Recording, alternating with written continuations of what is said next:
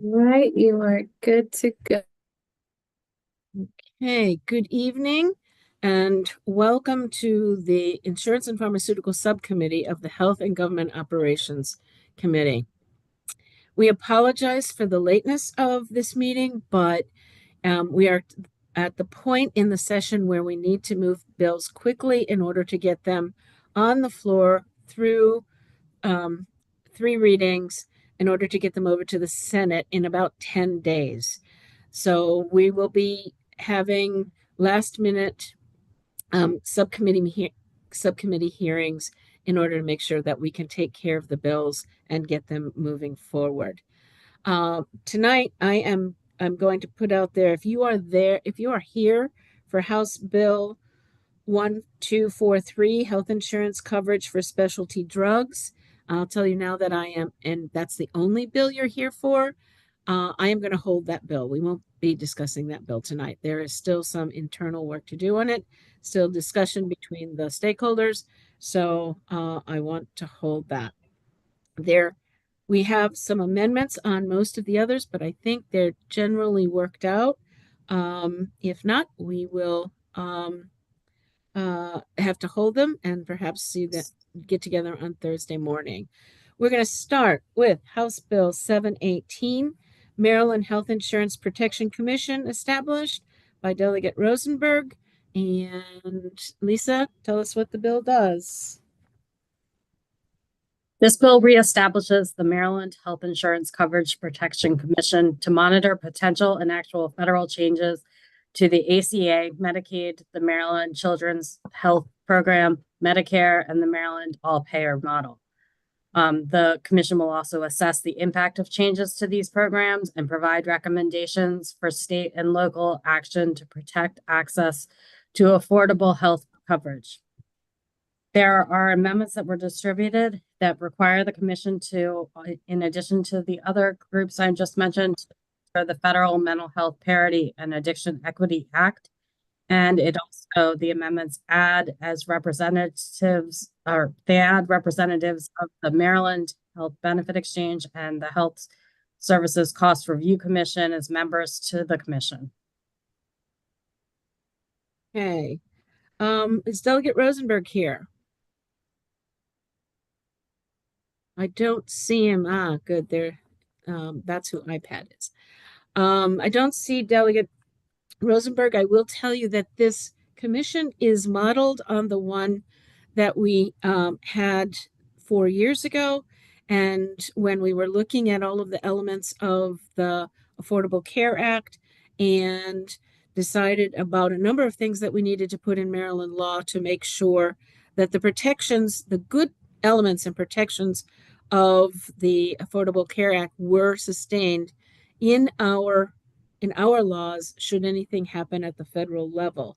We're now at a place in time where we don't know what's going to happen at the federal level with respect to healthcare and the kinds of subsidies that we've been receiving through federal matches and through our waiver programs. So this commission is specifically designed to consider what's happening at the federal level and how do we maintain high levels of health care for our Marylanders. Is there a motion on the amendments? Yes, move the amendments. Second. Second. I got a motion and a second on the amendments. Yep. Any discussion on the amendments? Seeing none, those in favor of those in favor of the amendments, please say aye. Aye. Will there be any opposition? I see you, Delegate Kaiser. Will there be any opposition to the amendments? Seeing none, the amendments pass unanimously. Do I have move the bills as amended? Second. Okay. All right. Any discussion on the bill as amended? Seeing none, those in favor of the bill as amended, please say, Delegate Morgan. Delegate Morgan. So, thank you, Madam Chairwoman. I wanted to just say, like, isn't HR, what is it? It's HSRC, right? Now you've got me. I got you screwed up. I'm sorry. HSCRC. HSCRC. Yes. shouldn't they be looking at this anyway? Like, what does this commission do versus what their normal job is? I mean, shouldn't they be looking at federal changes to start with? I believe that they are actually looking at federal changes, but their scope, the scope of the HSCRC is related to our hospitals primarily, and ultimately to the to working with MDH on the implementation of the AHEAD model. That's the scope of their work. This commission is a very diverse commission, has lots of representatives from healthcare, all the different elements of healthcare that'll be looking at the healthcare services in Maryland more comprehensively. Does that help? Yes, that helps. Thank you. Okay. And Deb Rifkin, did you want to add anything else? Okay.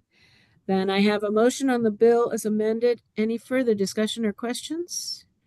Seeing none, those in favor of the bill as amended, please say aye. Aye. Will there be any opposition to the bill as amended? Shalega's a no. Okay. Shalega, no. And Delegate Morgan? Okay, any others?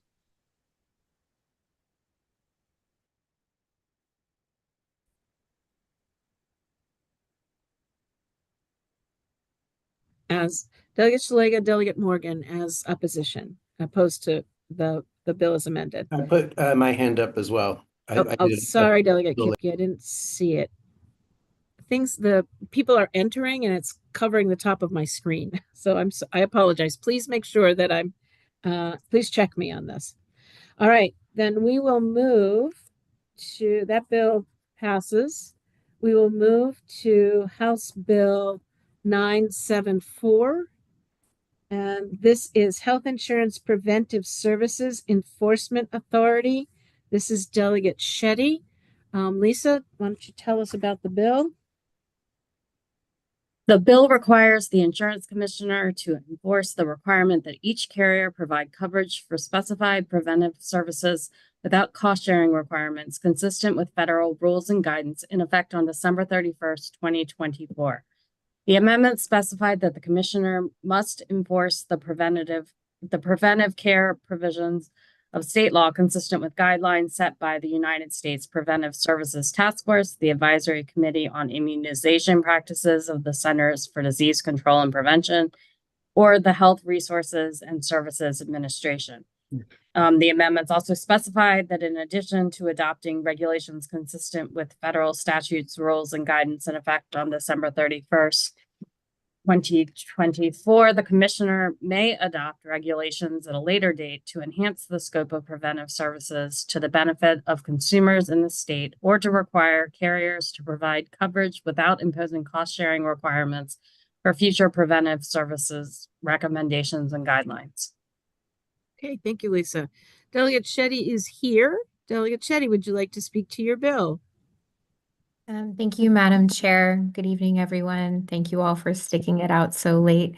So this bill intends to codify the existing protections that we have here in Maryland for $0 copay access for preventive care. So think things like mammograms, other screening, your annual PCP wellness visit, et cetera. So these amendments were requested by the Attorney General and I think MIA, and were characterized in our hearing a few weeks ago as belts and suspenders amendments to just make sure that we've dotted our I's and crossed our T's. Thank you. Thank you, Delegate. Yep. Delegate Shalega? Yes. Why do we need this bill? I mean, can't they do this? Is this the Trump is the boogeyman bill? He is. Okay, well, I'm a no on it then. Delegate Shetty, do you want to respond?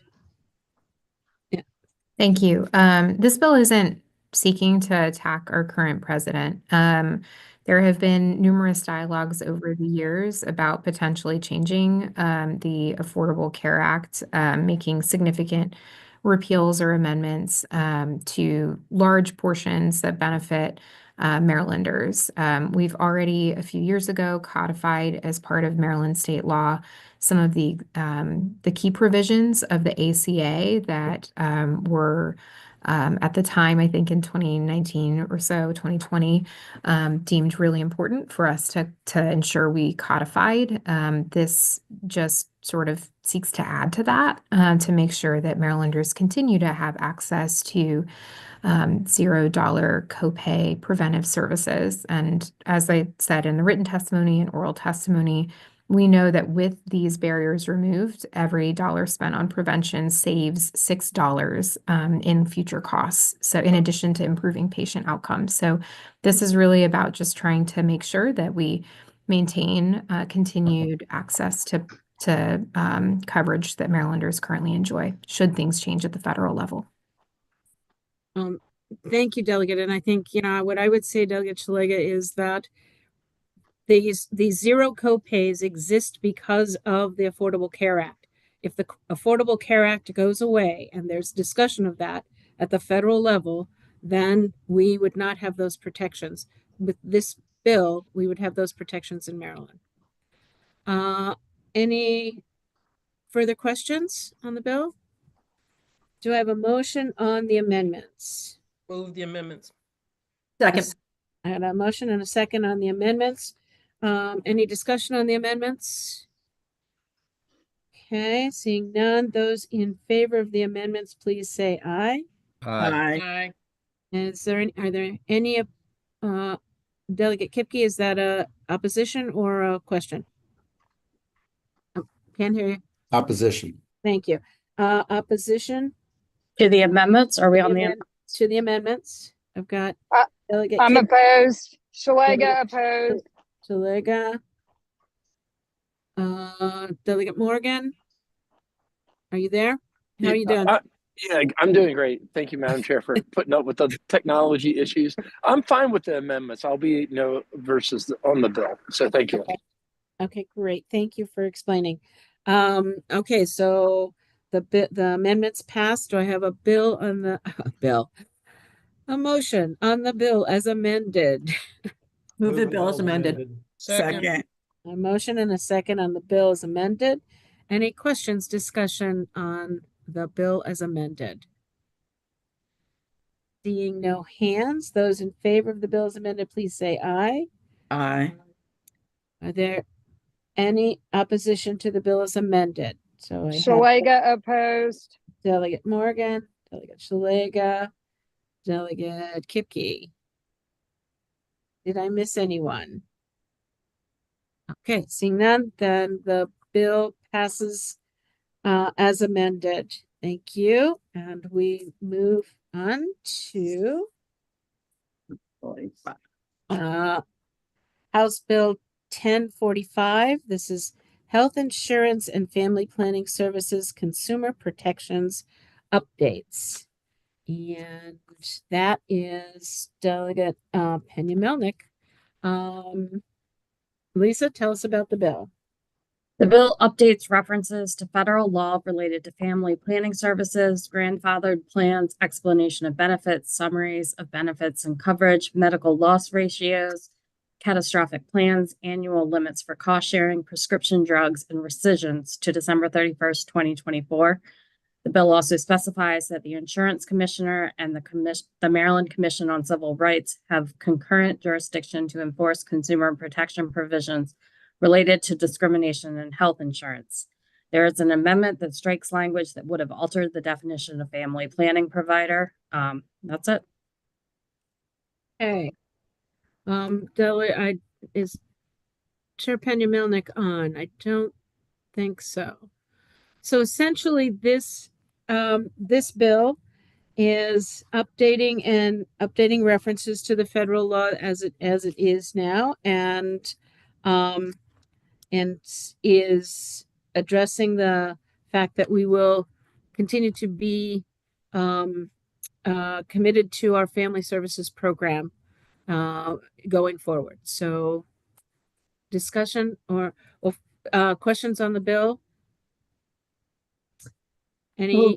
I'm sorry. Yeah. Any motion on the amendments? I'll move the amendments. Okay. Got a motion and a second. Those in favor of the amendments, please say aye. Aye. Opposition to the amendments? Seeing None. It's unanimous on the amendments. Can I have a motion on the bill as amended? So Move the bill moved. as amended. Okay, got a motion. Do I have a second? Second. Okay, got a motion and a second on the bill as amended. Those in favor of the bill as amended, please say aye. Aye. Can I ask a question on it? Yeah, sure. Sorry. Yeah, Delegate, didn't mean to rush you. Will this definition and the protections that come with it, will it be included in some other place, or we'll look to reinstate it somehow? I'm gonna look to Lisa for, We're just retaining the current definition. That's Right. already. this is just updating this law, this section of the law. We don't need to Okay, put it got it. anywhere else. Okay, Understood. okay, great. So I have a motion on the bill as amended. Those in favor, please say aye. Aye. And those opposed, please raise your hands. Shalega's no. Okay. I've got Delegate Morgan, Delegate Kipke, Delegate Schlega. Anyone else? Okay, the bill passes as amended. Now we go to House Bill 1082. Thank you all for your efficiency this evening. Really appreciate it. And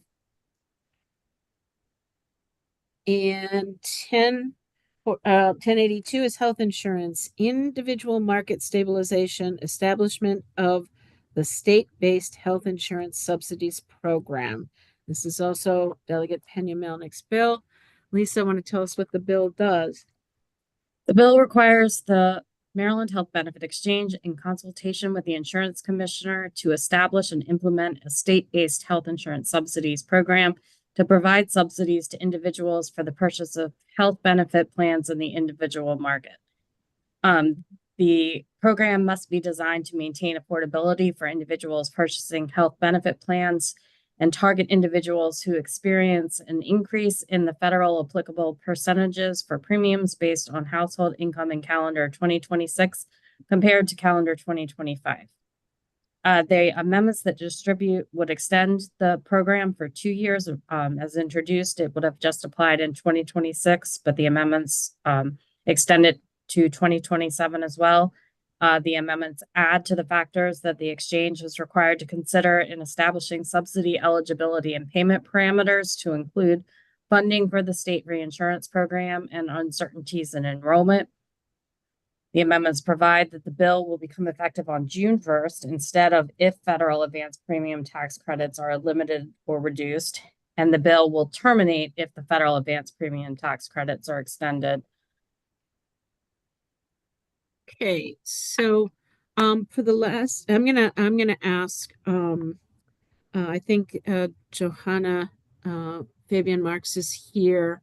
I'm gonna ask her to talk a little bit about it, but before you do, basically what this bill is doing is we've relied for the last 4 years in order to keep our premiums low on the advanced premium tax credits that we receive through the federal government on through our exchange.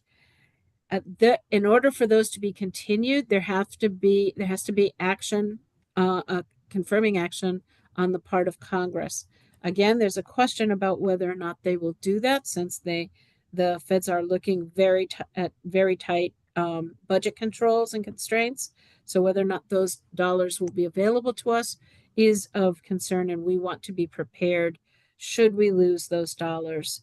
So that's what the bill is doing. So the amendments, Johanna, would you speak to those, please? I think they came from you all, or did they come from MIA?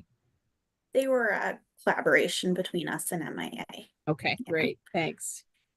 And the amendments, as Lisa said, simplify and clarify the trigger for the bill to just make it effective unless the subsidies are, the enhanced tax credits are extended, so that just makes it a little simpler.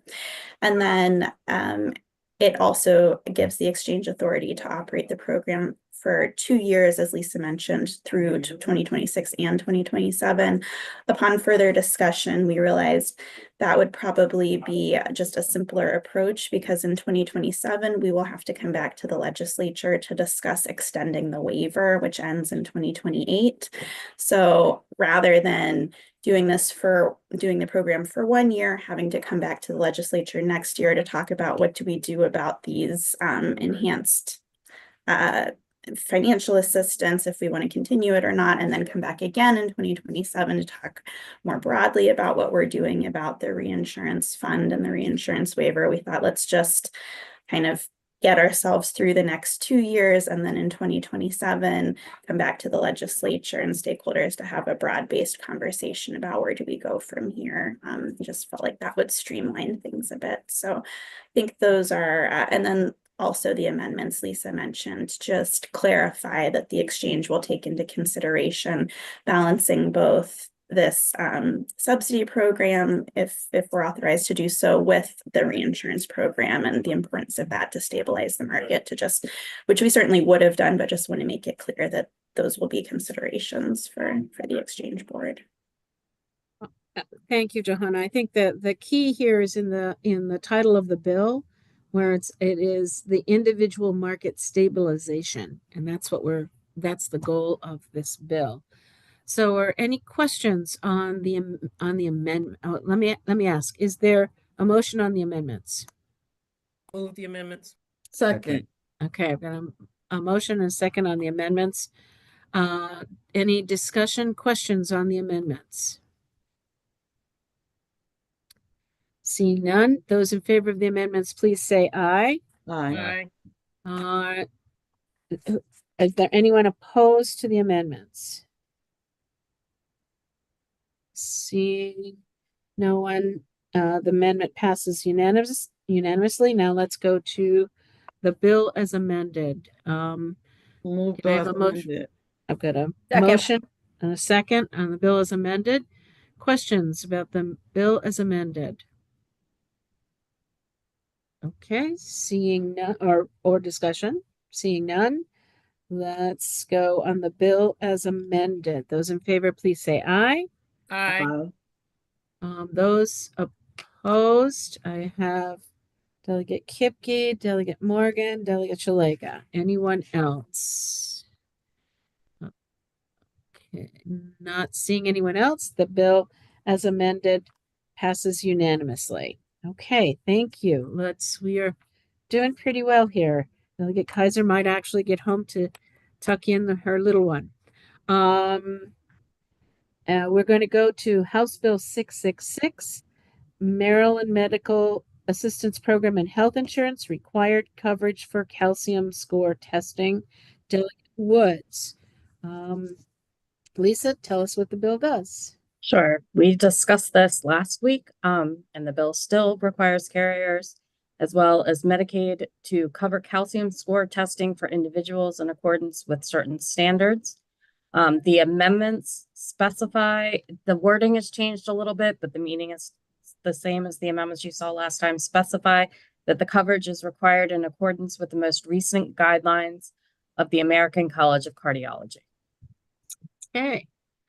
Delegate Woods, are you okay with those amendments? I am okay with those amendments. All right. Do you want to move those amendments? I would definitely like to move those amendments. Okay. Do I have a second on the amendments? Second. Thank you. Any discussion or questions on the amendments? Seeing none, those in favor of the amendments, please say aye. Aye. Any opposition to the amendments? Seeing no opposition to the amendments, they pass unanimously. Can I have a Move the motion bill on as the bill amended. as amended? Move the bill as amended. Second. Second. I got a motion and a second on the bill as amended. Those in favor of the bill as amended, please say aye. Aye. Those opposed, say, raise your hands. Seeing none, the bill passes unanimously. Thank you very much. Okay, we're going to House Bill 970. And that is health insurance, insulin, prohibition on step therapy or fail first protocols. That's Delegate Woods. Lisa, tell us about the bill.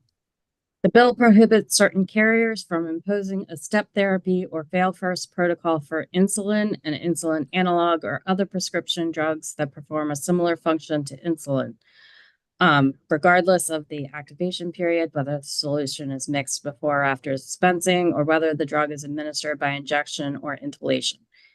The amendments that have been distributed provide that the prohibition on step therapy or fail first protocol only applies to insulin. So it strikes all of the language except for the provisions that would prohibit step therapy or fail first applying to insulin. And those amendments are from me.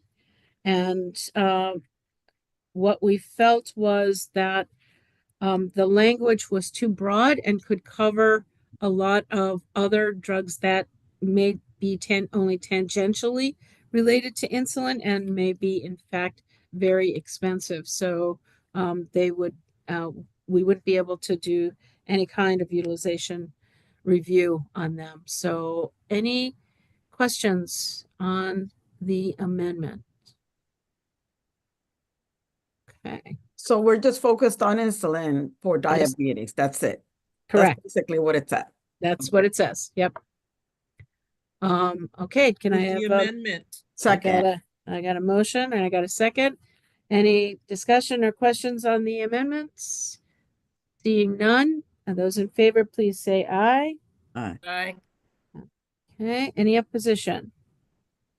Seeing none. Now on the bill as amended. Move the bill as amended. Second. Okay, got a motion on the bill as amended, and any questions or discussion on the bill as amended? Seeing none, those in favor say aye. Aye. And any opposition on the bill as amended? Okay, the bill passes unanimously. We are holding 1243, and now we're going to House Bill 1246, Health Benefit Plans, Calculation of Cost Sharing, Contributions Requirements. Delegate Johnson, Lisa, want to tell us what the bill does? When calculating an insured or enrollee's cost-sharing contributions, this bill requires certain carriers, including those that provide prescription drug coverage through a pharmacy benefit manager, to include any discount, financial assistance payment, product voucher, or other out-of-pocket expense made by or on behalf of the insured or enrollee for prescription drugs. The amendments that have been distributed require any discount, financial assistance payment, product voucher, or other out-of-pocket expense to be offered for the duration of the plan year. And they also prohibit a carrier from directly or indirectly setting, altering, implementing, or conditioning the terms of a health benefit plan coverage, including the benefit design, based in whole or in part on information about the availability or amount of financial or product assistance available for a prescription drug or biological product. Okay, thank you, Lisa. These amendments again came from me. The first amendment was when I was looking at the bill and thinking about its intent. And its intent is to support the consumer, the patient, for a period of time. Originally, we got agreement on the fact that there would be notification around how long the coupon or copay assistance would last. And that was a good thing. But then we realized that once we didn't want there to be a cliff that the patient would fall off of if the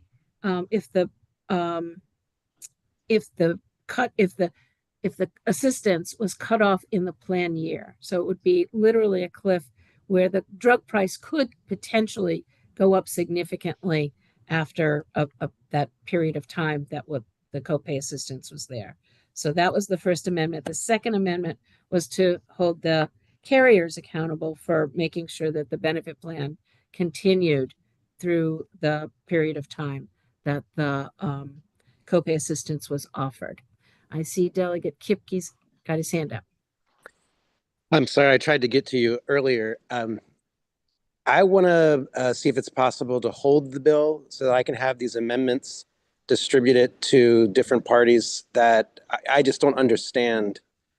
I can't do it this way. I need a little bit more time, I guess is my point. This is a little complicated. Yeah. And, so I'd Okay. like to see if it's possible to hold the bill to have a more thorough work session that's not at 8 o'clock on a.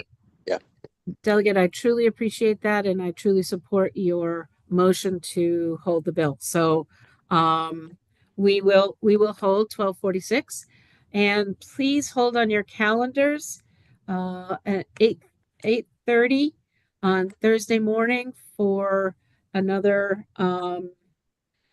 insurance subcommittee meeting. We will definitely have the two bills we held tonight, but we have a couple of other bills we heard last week that we probably are going to include on the agenda to the extent that we can.